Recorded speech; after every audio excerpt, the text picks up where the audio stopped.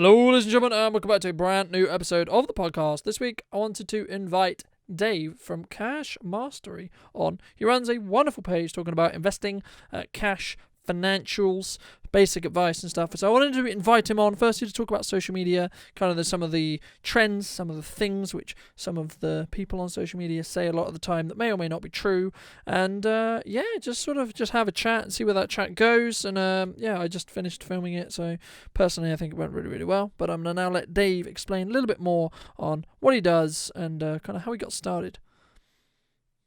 Cool. So I'm Dave Pickett. I own the page Cash Mastery.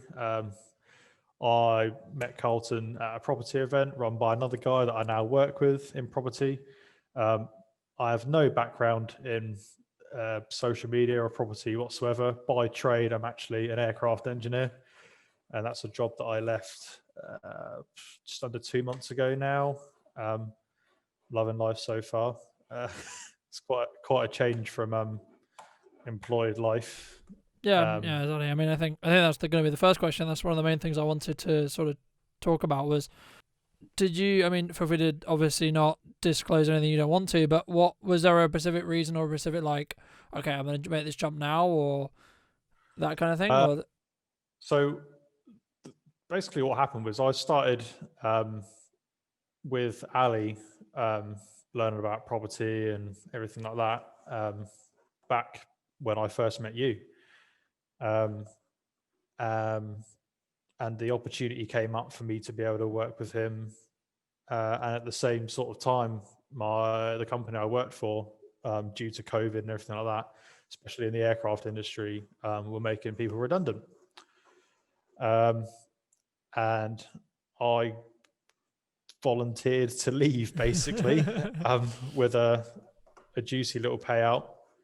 And I took the leap into going full time with property, my Instagram page, and a couple of other small little things that I do on the side as well. Mm-hmm. No, it's interesting. I mean, the main thing I think for me that's been interesting since we first met was seeing what you do on your page. I mean, for those who don't know, can you just give a brief synopsis of what it is, basically? You know, what do you do? What kind of content do you create, etc.?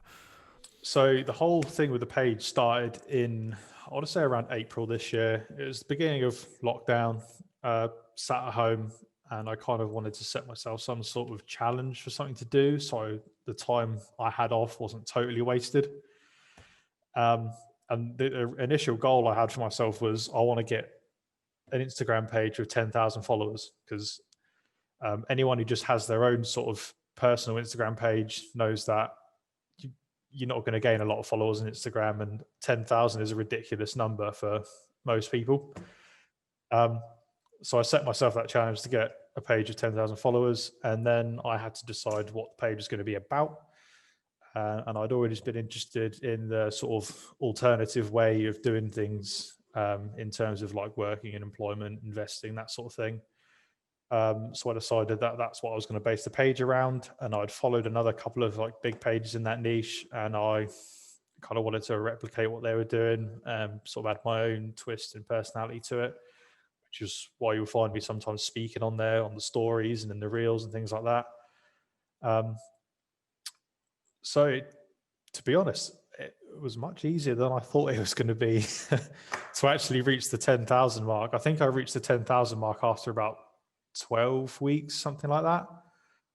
But it was a bit of a grind to start with. I'd be on my phone for like 8 to 10 hours a day, like interacting with people, like DMing other pages, starting conversations, literally just involving myself in that community as much as I possibly could. And it paid off. And it seems to be that once you hit that sort of magic 10,000, that Instagram will open a floodgate of traffic to your page, and then the growth from there is pretty exponential as long as you keep up to date with your posting and keep providing valuable content to people. Yeah, that was going to be my next question was going to be, what advice would you give? Because a lot of my followers are, they're filmmakers or they're obviously in a different niche, but I think there's some crossover in regards to some of the strategies that go into building a page in general. what kind of advice would you give to people who, are starting out a page or have started a page this year and like, oh, I'm not really getting any traction, no one really gives a shit about my work, so on, so on, so on. What would you kind of say to those people? Well, for me, like a piece of content is somewhat like a lottery ticket. The more you have, the better your chances of winning. All it takes is one piece of content that you make to hit the nail on the head with the lesson it teaches or the entertainment or whatever it is. It only takes one to blow your page to a whole nother level. And if you're just sort of putting like one piece of content out like every other day or every few days, it's like having less tickets to that lottery. So for me, it is put your name and your face in front of as many people as you possibly can and just spread your message as far as you possibly can. Even if you think that nobody's listening, there will be people. Like I've had people message me saying, like we first spoke, 6 months ago when you had less than 1,000 followers, and here we are today chatting again, and you've got like 40 plus thousand followers on your Instagram now.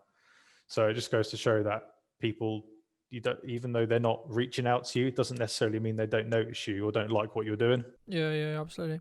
Would you say that, because I think that some people who have larger followings or have obtained larger followings for whatever reason, do you think that, not necessarily you included, but perhaps you can comment on this as well personally, but do you think that it can change people on how they react and how they kind of go about their day to day? I don't know. I think it sort of depends on the person. Me personally, to be honest, there's not many people actually know I even own it, other than the people that follow me. There's, I have a handful of friends that know about it. It's not something I've let take over my life or change what I do on a day-to-day basis. Obviously, I have to dedicate time to it.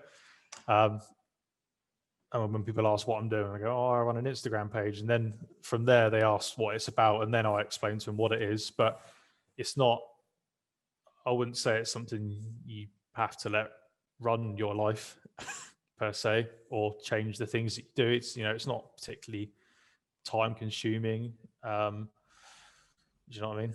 Yeah, no, absolutely. I mean, I think it's interesting to sort of explore that, because obviously in my line of work, I get to talk to many different people and from many different levels of social media followings and many different levels of kind of understandings and where they are and with their brand and etc. as well. So I think that's why I asked that question, because it's interesting to hear from different people on their opinions on whether it can change people, because I think in some ways it can,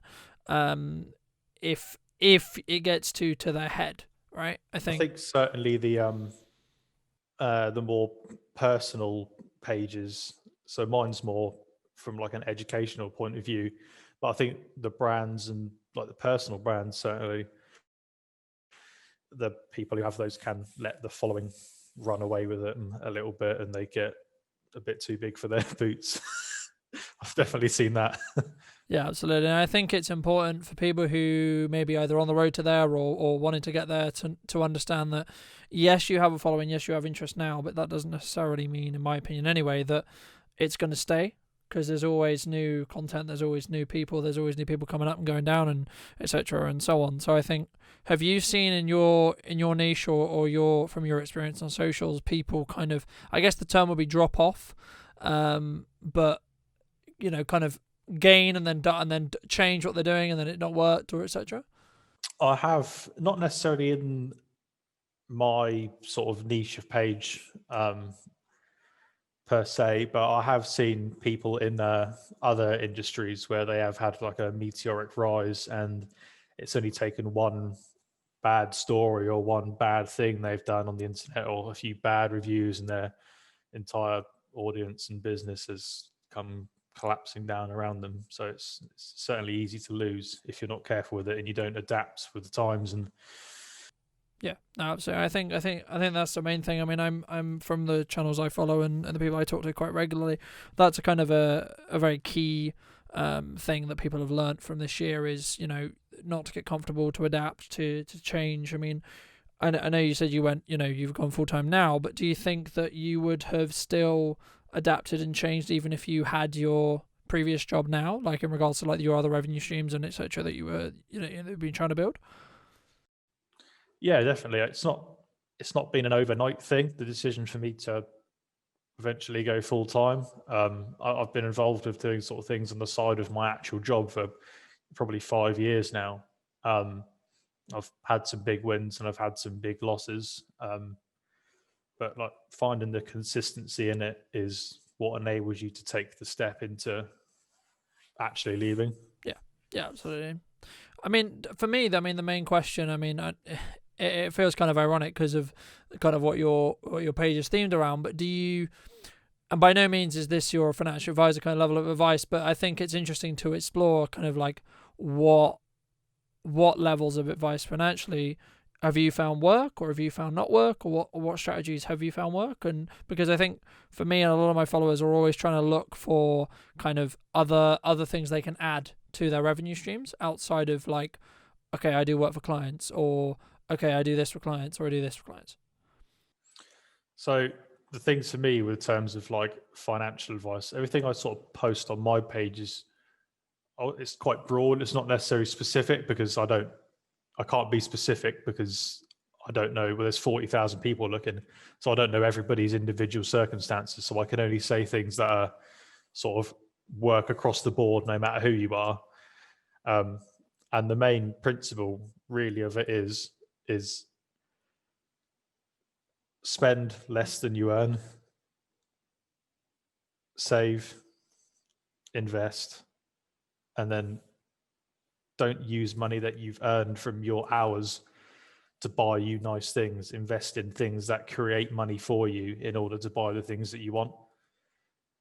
And and it also just makes you stronger financially, right? Like, because you're and it's, I think for me and my understanding and what I've seen, it's more about doing it consistently, right? Because a lot of people talk about, oh, I can do this on the stock market, or I can do this, or I can invest in this, and I can invest in this. But the thing is, like, from a strategy point of view, in my opinion, it's better to invest a little often than investing a huge amount and then, quote unquote, risking it, right? Yeah. So in terms of if you were to be investing in the stock market, people try and time it, they try and beat it, but the truth is you can't. I mean, there's loads of studies out there that show that even the greatest traders on Wall Street cannot get greater gains than someone who just simply invests in an index fund that covers 500 of the largest companies in the world. And over the same period of time, the person who just invests in an index fund can create just as much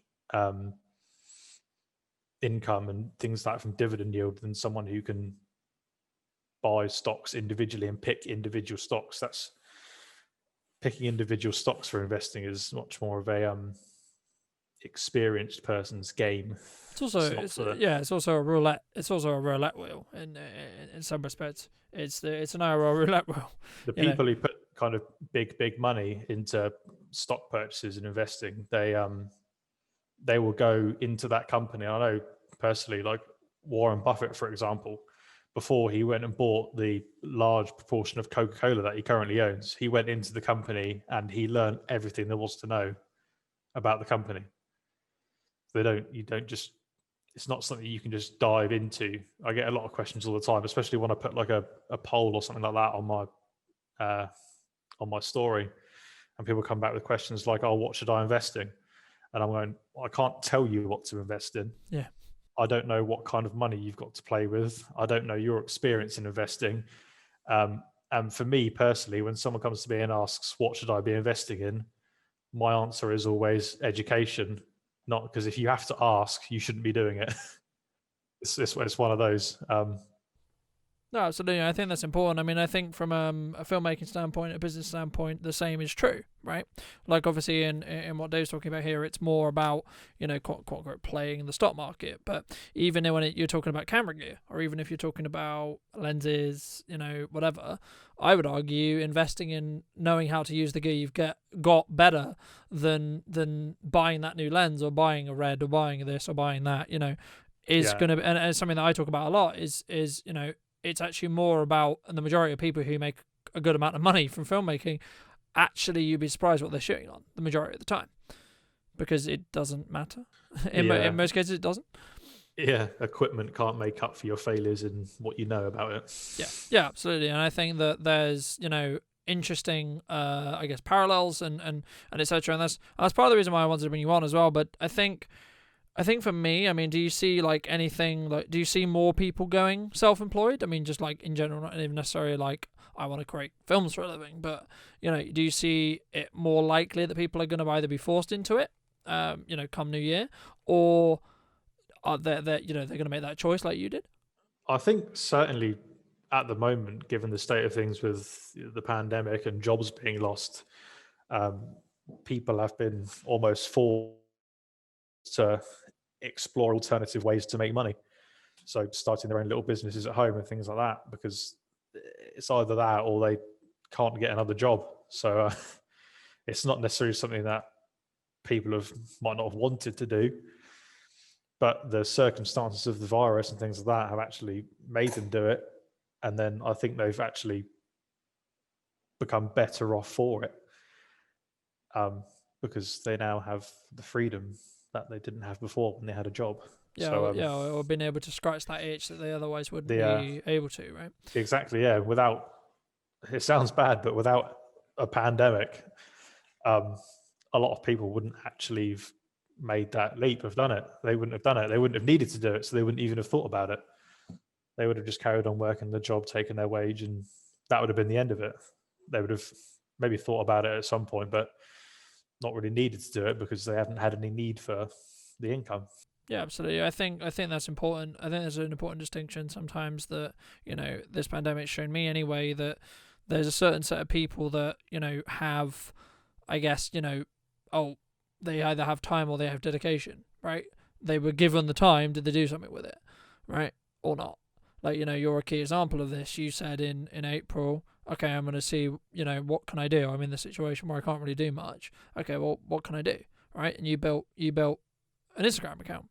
And that brings me on to my next question. Say for example there's someone who's listening to this who either is building their Instagram account, they're getting some decent following, but then they're looking to quote unquote monetize their following. I hate saying that because it always feels a bit questionable.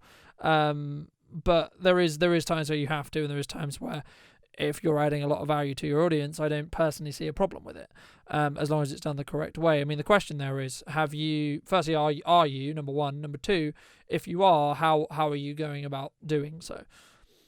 So if you're going to monetize your page, the first thing is service. So the more people you can serve with something valuable, the more money you're going to get paid. It's as simple as that. You're paid for your value, not for your time. And that goes for literally everything across the board, which will earn you money. But specifically when it comes to Instagram, if you're going to monetize your page, the easiest way to do it is if you've got a large following, you can sell things like shout outs and promotion. Um, you could earn a little bit of money from that on your page, but it's not going to be a massive earner. For example, myself with 40,000 followers, I might earn like 50 or 60 pounds a week, something like that. I don't invite promotion. I just wait for them to come into my inbox, and I get DMs every day um, asking people who want it, and I say the price, put together a little package for them of what they want, and that's it. And if they buy it, they buy it. If they don't, they don't. Not a huge earner. If you want to go a bit higher end in terms of what you earn, I'd recommend education. Education is a good way to go. I've got a program that I'm making currently, which is a little different from the ones that are out there already, because I think some of the ones that exist in my niche at the moment tend to sugarcoat how easy it is, when in reality it's not. It's not as straightforward as they make it out to be, and they don't really go into the nitty gritty of it particularly. So I'm doing that. My course was actually going to be, I think originally I was going to price it at £197 or something like that. But I was having to think over Christmas, and I was just like, screw it. Although it would be a nice to sell one digital product for 197 quid, I'm going to sell it for like a tenner, because it's just, everyone can have access to it. Like, a lot of my followers don't have nearly £200 spare to go and spend on educating themselves. So I thought, screw it, I'll just give it away for a tenner because I'm helping people out. I get a little bit in return for it.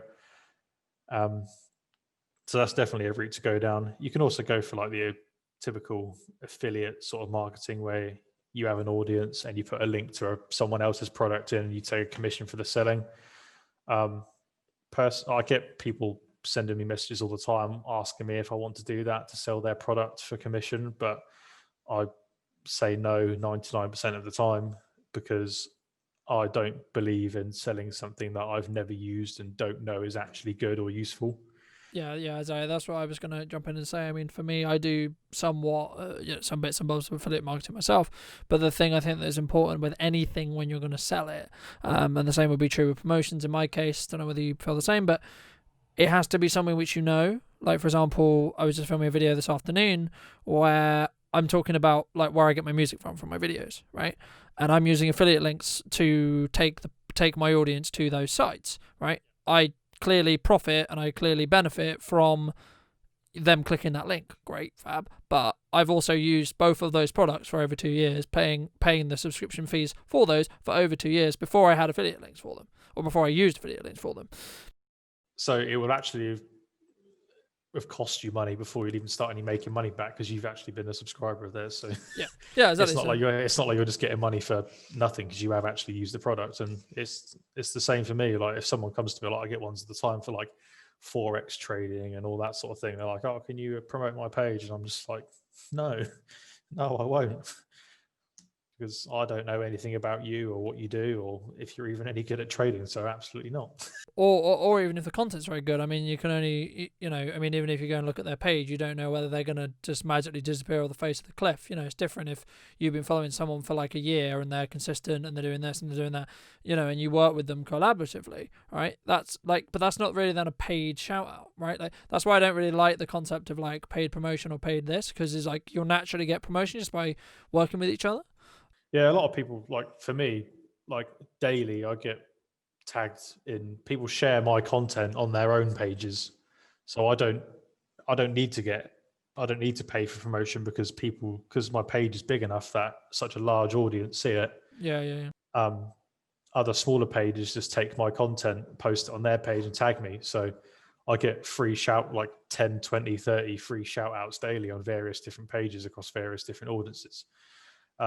But it's sort of the other way around if you're a smaller page, because a lot of people, I don't mind when people do it, but a lot of pages like mine will actually say to these smaller pages, can you remove that post? I don't want you taking my content.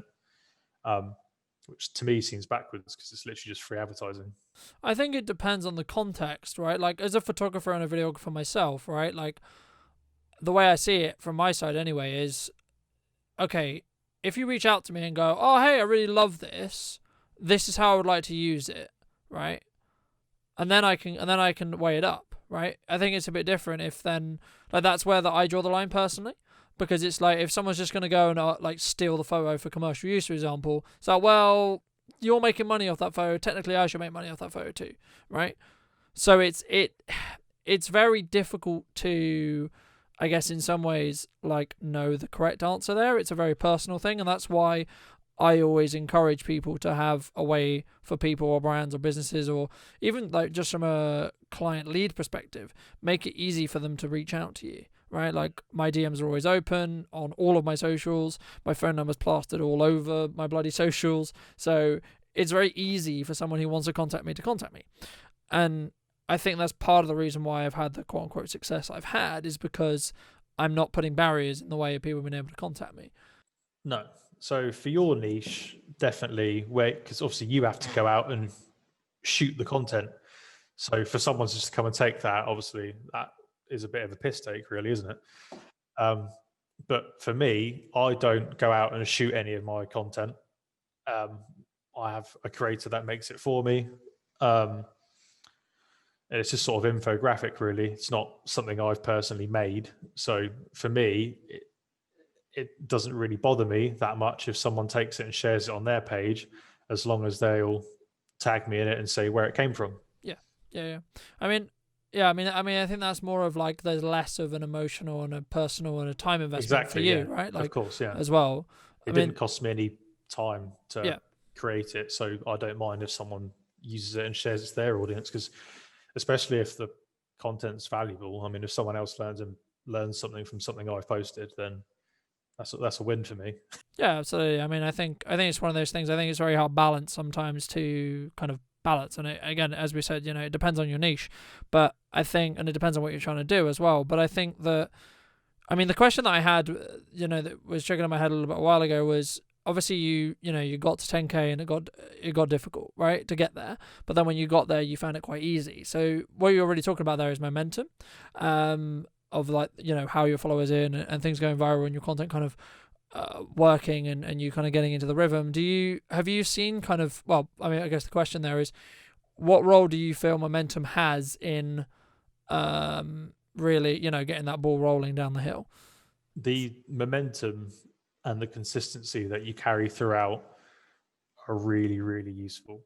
So personally, if, like, for example, if I don't post on my page for 2 or 3 days, which has actually happened recently over Christmas with me being busy and stuff. Normally I schedule content like a week ahead of time, but moving into the new office and everything like that and Christmas going on, I just didn't get around to doing it. So I didn't, so the page had a break for like 2 or 3 days. And I noticed that if I post directly after that break, the amount of people that see the post is massively, massively reduced. So keeping the momentum going and keeping posting and keeping content flowing through to your followers is more important than you think. Yeah, exactly. I mean, I completely agree. Is there I guess it's niche based. I don't know the answer to this, but is there like a happy medium where you're like, oh, you need to post daily, you need to post hourly, you need to post weekly, you need to post monthly, whatever, is that niche based, or is there a science to it from an Instagram perspective? Personally, I don't think there's a science to it. There's lots of people out there that will dispute this and teach what they know about Instagram based on, the algorithm. Yeah, the thing that changes every 3 weeks. The thing that changes every 3 weeks. Yeah. And lots of strategies they can do with their content and hashtags and this sort of thing to make the algorithm work in their favor.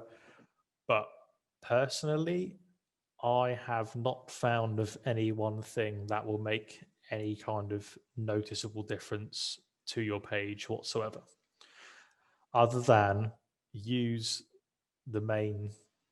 all types of content. So post pictures, post stories, post IGTVs, and post reels.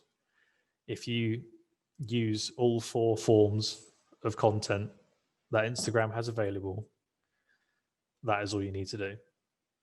There's no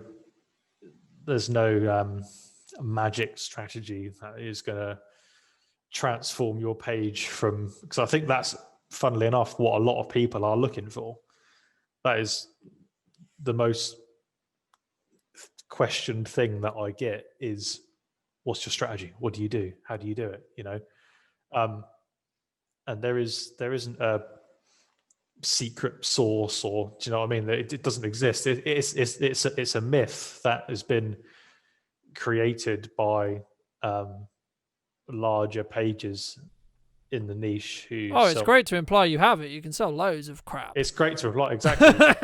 But for them, they're selling their courses and programs and mentorship, and they think, and the people that go and buy that off them think that they're going to find some sort of miracle cure to give them fucking 10,000 followers in a week, and it's just not the case. That's not the way the social media platforms are designed. I mean, no. The simple answer from my experience is you need to understand what the social media platforms want, right? How do they make money? They make money by serving ads to people, right? So you need to get their attention on the platform. What the platforms hate is pushing you off platform. All right. So if I'm on Instagram and I'm pushing you to YouTube, they don't like that at all. Or etc. But you need to, I think it's different when you come from like a business strategy side of it. There is a point, but the thing I talk to clients about all the time is you need to be the point of why content works and why organic content versus paid content or both work is by being consistent, right? And that like at the end of the day, that's the if there's going to be a secret sauce that we're gonna put into the world and say in this podcast, it's going to be be consistent. It is just be consistent. The people that win are the people that show up every day and post content. That's it. And it won't be it's not good. It's not a quick win. It's not the same. The organic reach doesn't work as good as it did in the early days of Instagram. Like for your first, probably 100 posts, you won't probably get anywhere. You won't get anywhere. Your mum and your friends might like it, but outside that, not really. It sounds horrible, but you won't get anywhere. To get yourself really kickstarted, you really ought to think about paid growth. Advertising. Just put your face in front of as many people as possible. That is it. I mean, there's 1,000 strategies that we could sit here and list off about, like, how do you grow pages, but from like my experience, and I think your experience as well, as we said, is being consistent, but also like what jumped to mind then when we were talking about it is, providing a need to a bigger account or someone who earns a bigger account. For example, in my case, offering, I can up your video quality and I'm going to work with you, and that will naturally grow my page because more people will know about what I do through that page, because that page obviously has more people who are following it. But also, that's not always necessarily like what you want, because I think there's this misconception in the marketing world and etc. of like more attention is better attention, which is true in some respects, but also not true in the same respect, if that makes sense, because it's more like you're going to talk to a load of people, but are those people actually interested in what you're trying to say? Yeah, you have to be quite delicate whilst you're putting your face out there, because you don't want to attract people who aren't going to be interested in potentially becoming your customer if the idea of your page is to eventually sell. So you need to be cultivating an audience that will actually purchase from you at some stage.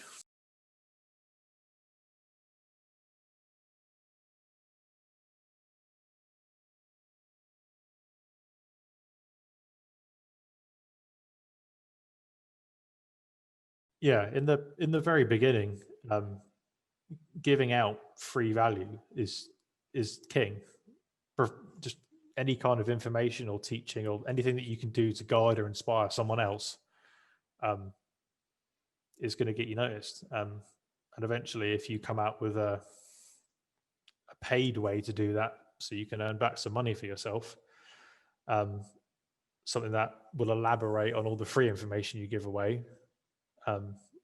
If you already have an audience that knows you and loves what you do, you're in a better position to start with when it comes to actually getting them across that gateway of selling them something. Yeah, absolutely. And I think it's about building that trust right now more than ever. And I think, my next question was going to be like looking forward then into, say, this time next year, where do you think maybe you personally, but then also where do you think the page will be in, say, a year? I'd like to be able to break 6 figures, so over 100,000. But my plan for the end of 2020 was to try and get it to 50,000. I haven't quite met it, but I've come quite close, just at 42,000 at the moment. But to be honest, it's going on from what we were saying earlier. It isn't actually all about the followers. I mean, they're good and they're a nice thing to use to sell your services, because you can say, I can grow a 100,000 follower account, but ultimately the follower number isn't really the most important thing. It's the community and the audience that you've got behind you, which is more important than the amount of followers you've actually got. Yeah, and the engagement that goes alongside that, right? So when you post a piece of content, is it actually valuable to the people who are following your account? Because in my experience, what you'll find is, and this is the building off what we were talking about earlier, when people try and change the kind of content they're doing in a quick manner, you can basically alienate the audience you already have because they're following you for a specific reason. So it's like, I enjoy this, and this. And then if you stop doing this, and this, no shit, they're not going to want to follow you anymore. Yeah, if you, obviously they did follow you for a specific reason, and if you change that, then they'll drop you like a hat. They're no longer interested, and they will unfollow you. Yeah, that's the harsh reality, right? But it is the reality, unfortunately. Yeah. At the end of the day, if you're trying to build an account for the sake of building an account, great, go for it. But at the end of the day, the point of building an account in most cases is so you have more eyeballs talk on your brand or business so you can make more revenue. That's the point. That is the point. And that's what people will pay me to do, pay you to do, whatever, will pay to pick our brains in that respect as well. So I think it's important to understand that, but also to come across in a genuine way. And if you are going to change your content, do it not, I'm suddenly going to go from doing this to this, but, slowly ease in other ideas and other things, because eventually what you'll find is your core following cares about you and wants to listen to you specifically as a person, especially if you're doing a lot of personal branding stuff as well, you're then going to be able to basically do any content that you would want to do. Like, so you're not just stuck in one niche. That's a element, but it's a lot harder to do, right? Have you sort of seen that? Have you sort of seen anyone try to do that and then maybe it not work? Or would you only recommend people stay in their niche even if they, specifically don't actually enjoy their niche anymore? If your niche is something, if it's not a personal brand, then I would not recommend changing your niche at all. You are much better off just starting a whole new page. As hard as that may sound, or as difficult as it may be, it's best off to build a good audience from scratch, because they're very hard to win over people that aren't interested in what you change to. If you've got a personal brand, it's much easier because, like you said, people know you and they trust you. They're interested in what you're doing. It doesn't matter necessarily what you're doing. If you're a vlogger, they will come back to see your video about what you did that day. It doesn't matter whether you went paintballing that day or, whether you went to buy a coffee from Starbucks that day. People come to that video to see you because they find value and entertainment in what you have to say. A good example I found of that is there's a guy I used to watch on YouTube many years ago called Adam LZ, BMX guy. And he was a teenager just riding, doing pictures and videos and things like that of himself on his BMX. And he had a small clothing line from it, and it sort of developed, and he ended up growing, over 1 million subscribers on YouTube. And he has multiple millions of subscribers now, but his niche of his page changed to cars because as he grew older, he became less interested in the bikes and more interested in cars. So now his page is a car page, but he has very subtly transitioned over the years into a car YouTube channel rather than a BMX YouTube channel. And he's made it work. And that is because people come to see him, not necessarily, they don't look at the bike or the car, they're interested in the person. Yeah, absolutely. No, and I think that's important to understand that it's sometimes better to, if you're looking to change, or and people develop, people change every day, so it's not unheard of for people to change. But for those people who, I guess are difficult or finding it hard to put themselves out there, or I don't want to be on my page. That page is to do with business, and it's the only thing I talk about on business, right?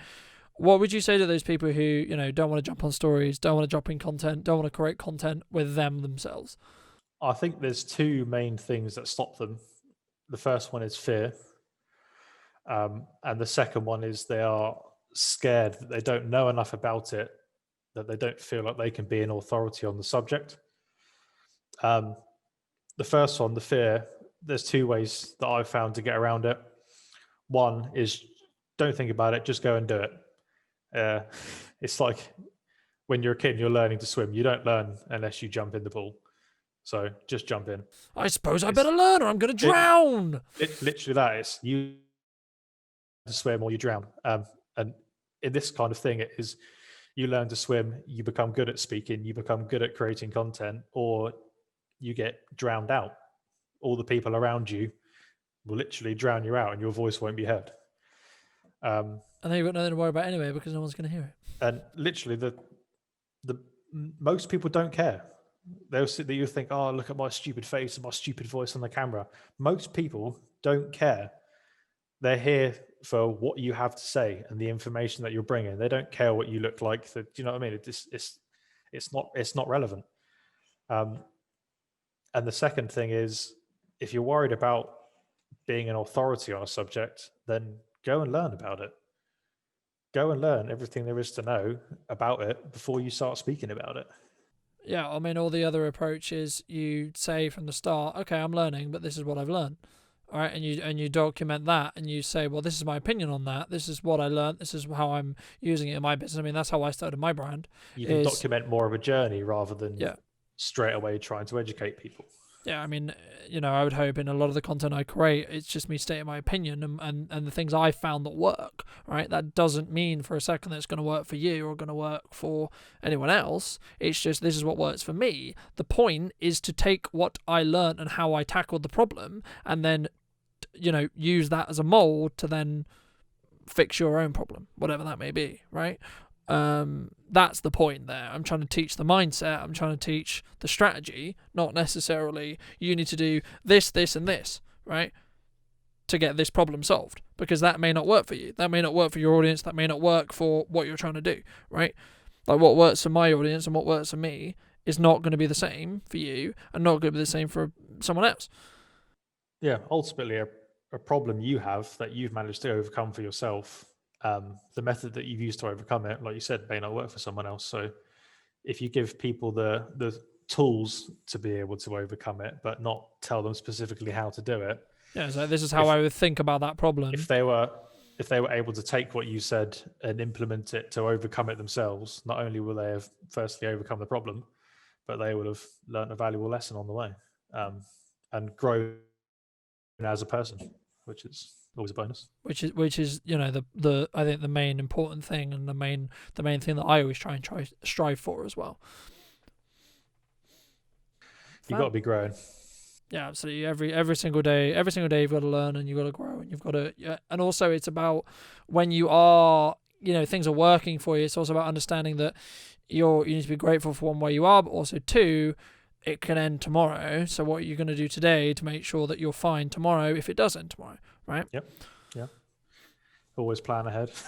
Yeah, absolutely. Is there anything that you kind of want to bring up, want to talk about, want to mention, just as we wrap up? Because that's kind of everything I wanted to discuss today. Well, just thanks, really. It was a good experience. Glad to chat. Was this your first podcast? Because I asked this always at the end. Yeah, it's the first one I've ever done. Fab. How did you find it? Like How did you find it? I normally do this at the end, like when we're not even filming the podcast anymore. But I'm actually really curious. I actually kind of want to put it in the podcast just for curiosity. I'm not normally a good talker. I'm normally quite. So doing something like this is actually pretty alien to me. So yeah, it's actually been good fun. Well, thank you for coming on anyway, and thank you for joining me and spending this time with me. Where can people find you to possibly see more of your work, possibly see what you do, possibly follow your journey, and etc. for those who may be interested?